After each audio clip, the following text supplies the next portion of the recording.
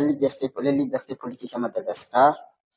Disons que Madagascar n'est pas une très bonne élève dans ce domaine. Tous les partis politiques qui étaient au pouvoir ont toujours abusé de leur pouvoir, n'ont jamais pu tolérer des oppositions ou la liberté d'expression, mais c'était sous le gouvernement d'Andradzuel qu'on a remarqué un plus grand abus. En effet, ce mouvement n'a pas été le début de ce mouvement. La cause de ce mouvement, disons que ce n'était pas, pour une fois, dans toute l'histoire de Madagascar, ce n'était pas un politicien qui l'a initié. La protestation, la manifestation. C'était des étudiants universitaires d'Antananarive qui ont commencé parce que la vie à l'université de Madagascar, pas seulement sur des capitales, mais dans toute l'île, c'est complètement, disons, c'est pas digne d'un être humain. Ils sont pas très bonnes. Il y a le problème de l'électricité. Il peut arriver donc à l'université, l'électricité soit coupée pendant 3 jours.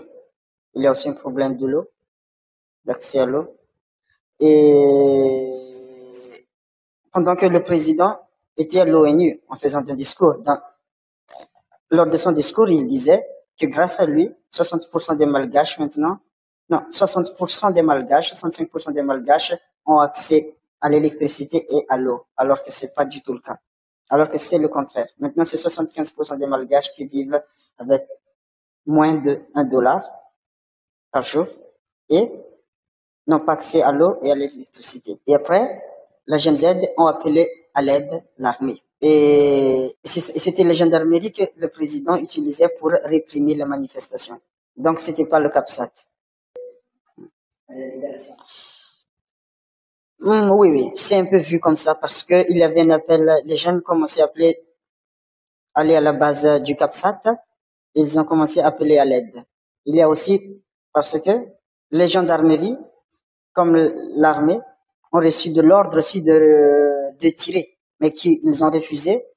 Mais c'était l'annonce faite par colonel Michael qui a en fait changé la donne. Il a commencé à annoncer depuis le camp des CAPSAT.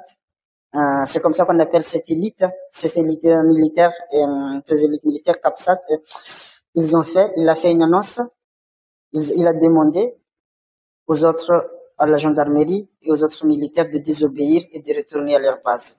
C'est ainsi que tout a basculé, que le président a commencé à quitter le capital, et puis grâce à une intervention française. Moi, contrairement à d'autres Malgaches, j'ai pu avoir la chance d'aller étudier ici en Europe, et pour cela, je remercie l'Europe, parce que je crois que elle contribue aussi à l'amélioration de ma qualité de vie. Une qualité de vie que je souhaite à toutes les autres Malgaches, non, et aussi à tous les autres étudiants africains qui viennent étudier ici en Italie. Donc, je suis très content et reconnaissant vis-à-vis de l'Europe, de l'Union européenne.